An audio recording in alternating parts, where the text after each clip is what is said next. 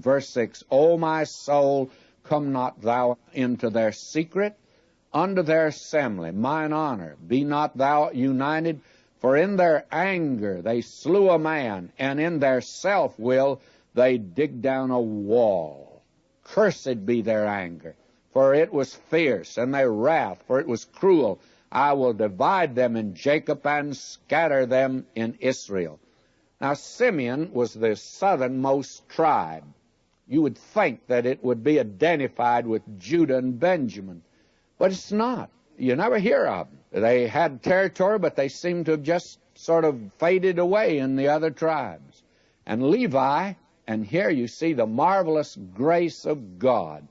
And I want to tell you, friends, this is the marvelous grace of God that you see exhibited in Levi. It was the grace of God that could take a cruel person like Levi and make him head of the priestly tribe.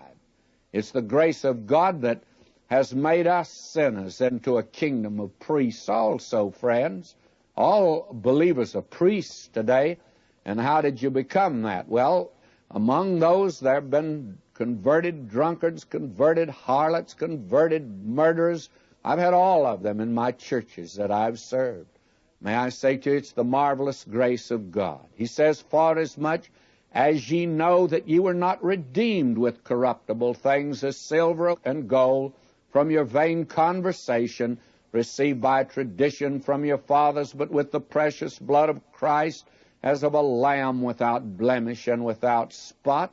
And then he goes on in 1 Peter, and that's 1 Peter 1, 18 and 19, but in the 2nd chapter, verse 5, he says, ye also as living stones are built up a spiritual house and holy priesthood to offer up spiritual sacrifices acceptable to God by Jesus Christ.